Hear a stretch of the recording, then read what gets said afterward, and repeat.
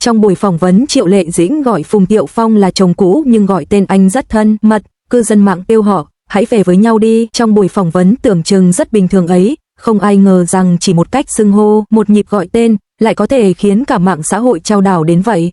Triệu Lệ Dĩnh ngồi trước ống kính với vẻ điềm tĩnh quen thuộc, giọng nói chậm rãi, ánh mắt tỉnh táo và thẳng thắn. Khi được hỏi về cuộc hôn nhân đã qua, cô không né tránh, cũng không tô vẽ, cô chỉ mỉm cười rất nhẹ, nói một câu tưởng như đơn giản, chồng cũ của tôi, rồi dừng lại một nhịp, sau đó gọi thẳng tên Phùng Thiệu Phong, không kèm họ, không kèm danh xưng, không khoảng cách.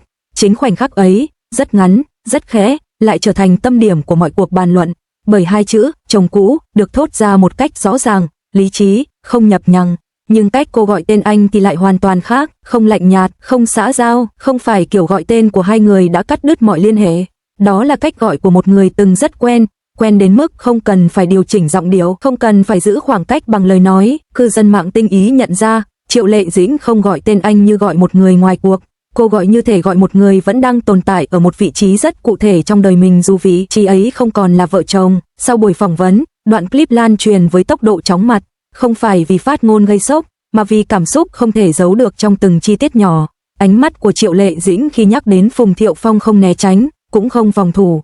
Cô nhìn thẳng, bình thản, nhưng trong sự bình thản ấy có một lớp mềm rất mỏng, rất dễ nhận ra với những ai từng yêu và từng buông tay. Cô kể về những năm tháng đã qua không như kể một câu chuyện cũ kỹ, mà như nhắc lại một phần đời đã từng rất quan trọng. Không oán trách, không nuối tiếc quá đà, chỉ là sự thừa nhận rằng họ đã từng là gia đình, và điều đó không thể bị xóa bỏ chỉ bằng hai chữ ly hôn. Chính thái độ ấy khiến cư dân mạng không thể ngồi yên. Bình luận xuất hiện dày đặc dưới video, họ chưa từng thật sự rời xa nhau trong cảm xúc. Cách cô ấy gọi tên anh ấy không giống người đã hết yêu. Làm ơn, nếu còn có thể, hãy về với nhau đi. Có người nói, cư dân mạng quá đa cảm, nhưng cũng có người phản bác, chỉ những ai từng trải qua một cuộc hôn nhân đổ vỡ mới hiểu rằng gọi được tên người cũ một cách bình thản và thân mật như vậy không hề dễ. Nó không phải là dấu hiệu của yếu đuối, mà là dấu hiệu của sự chưa từng phủ nhận quá khứ. Triệu Lệ Dĩnh trong buổi phỏng vấn ấy không cố tình tạo ra hy vọng. Cô không nói về khả năng quay lại, cũng không dùng những từ ngữ mập mờ.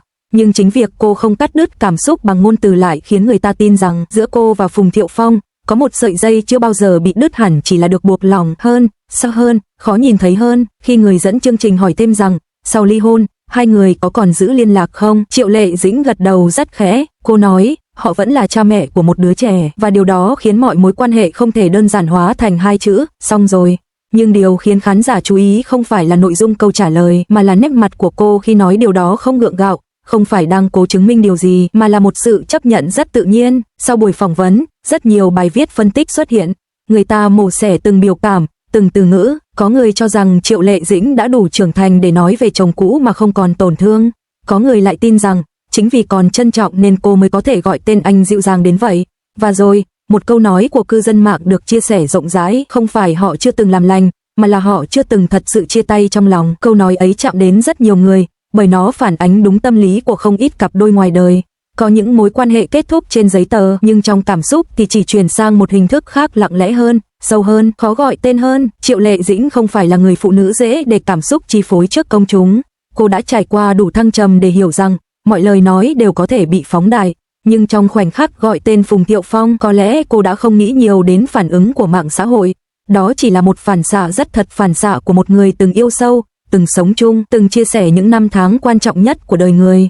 Và chính sự thật ấy khiến cư dân mạng không ngừng kêu gọi, hãy về với nhau đi, không phải vì họ cần một câu chuyện cổ tích, mà vì họ nhìn thấy trong hai con người ấy một điều rất hiếm, sự tử tế với quá khứ, không phủ nhận, không bôi xóa, không biến nó thành vết sẹo để che giấu. Có lẽ, điều khiến buổi phỏng vấn này trở nên đặc biệt không nằm ở việc Triệu Lệ Dĩnh gọi Phùng Thiệu Phong là chồng cũ, mà nằm ở chỗ, sau hai chữ ấy, cô vẫn gọi tên anh bằng sự thân quen, như thể muốn nói rằng, danh xưng có thể thay đổi, nhưng con người thì không bị xóa khỏi ký ức chỉ vì một cuộc ly hôn. Và dù tương lai của họ có ra sao, khoảnh khắc ấy vẫn sẽ được nhớ đến như một minh chứng rằng có những mối quan hệ, dù không còn đi chung đường, vẫn đủ sâu để khiến người ta mong họ tìm lại nhau, không phải vì quá khứ, mà vì sự trân trọng họ dành cho nhau vẫn còn nguyên vẹn. Sau làn sóng kêu gọi, hãy về với nhau đi, lan rộng, điều thú vị là cảm xúc của cư dân mạng không hề mang tính áp đặt, mà giống như một tiếng thở dài tập thể. Đó không phải sự tò mò độc hại, cũng không phải mong muốn đào xới đời tư. Nó giống như khi người ta nhìn thấy hai nhân vật trong một câu chuyện còn dang dở, và bản năng khiến họ muốn khép lại trang sách ấy bằng một đoạn kết ấm áp hơn. Rất nhiều người bắt đầu kể lại hành trình của chính họ khi xem đoạn phỏng vấn đó. Có người nói rằng họ đã từng ly hôn, từng thề rằng sẽ không bao giờ nhắc đến tên người cũ nữa. Nhưng rồi đến một ngày, khi có con, khi đã đủ bình tĩnh, họ nhận ra gọi được tên người cũ một cách dịu dàng không phải là yếu đuối, mà là đã đi qua tổn thương. Chính vì vậy, khoảnh khắc Triệu Lệ Dĩnh gọi tên Phùng Thiệu Phong không gợi cảm giác ủy mị mà gợi cảm giác trưởng thành. Một số nhà phân tích truyền thông Hoa ngữ cũng bắt đầu đưa ra nhận định nếu Triệu Lệ Dĩnh thực sự muốn giữ khoảng cách tuyệt đối, cô hoàn toàn có thể dùng những cách gọi trung tính hơn hoặc lướt qua câu hỏi ấy một cách nhanh gọn, nhưng cô đã không làm vậy. Cô chấp nhận gọi anh là chồng cũ, rõ ràng, minh bạch, rồi ngay sau đó lại gọi tên anh bằng một sự quen thuộc không cần che giấu. Hai tầng nghĩa ấy đặt cạnh nhau, tạo nên một cảm giác rất thật. Lý trí đã bước sang một trang khác, nhưng tình cảm thì không bị xóa bỏ. Điều này khiến nhiều người bắt đầu nhìn lại cách xã hội thường đối xử với những cuộc hôn nhân tan vỡ. Tại sao cứ phải là cắt đứt hoàn toàn? Tại sao cứ phải lạnh lùng mới được coi là đã buông bỏ?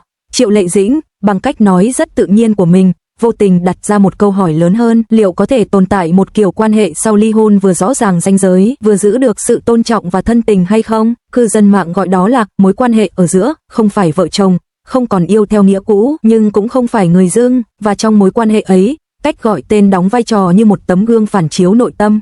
Cách Triệu Lệ Dĩnh gọi Phùng Thiệu Phong cho thấy cô không cần phải biến anh thành một ký ức xa lạ để chứng minh mình đã bước tiếp. Cô đủ vững vàng để giữ anh ở đúng vị trí của quá khứ, mà không sợ bị kéo ngược lại.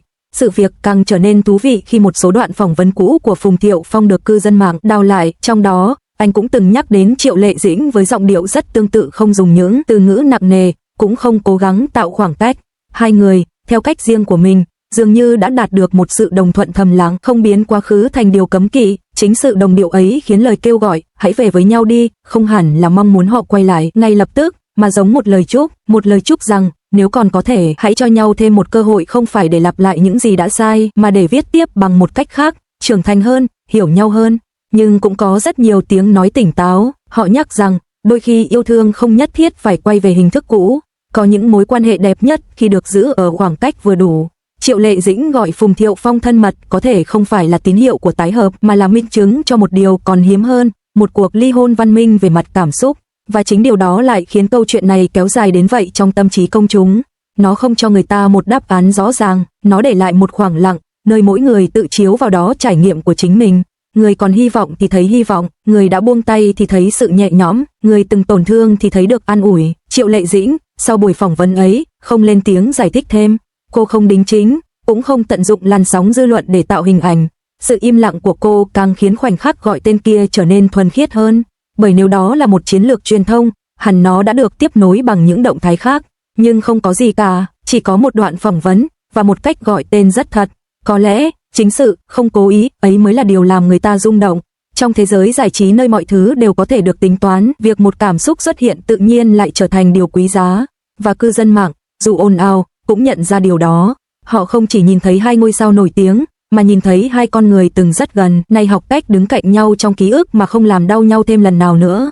Nếu một ngày nào đó, Phùng Thiệu Phong và Triệu Lệ Dĩnh thật sự quay lại, có lẽ khoảnh khắc này sẽ được nhắc đến như điểm khởi đầu không phải của tình yêu, mà của sự thấu hiểu. Còn nếu họ không quay lại, thì khoảnh khắc ấy vẫn đủ đẹp để tồn tại như một minh chứng rằng tình cảm không phải lúc nào cũng cần một kết cục lãng mạn để trở nên có giá trị.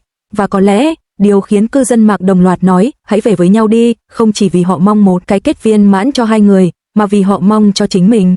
Mong rằng, trong những mối quan hệ đã qua, ai cũng có thể gọi tên người cũ mà không còn đau, không còn giận, chỉ còn lại sự thân quen rất khẽ, giống như cách Triệu Lệ Dĩnh đã làm trong buổi phỏng vấn ấy.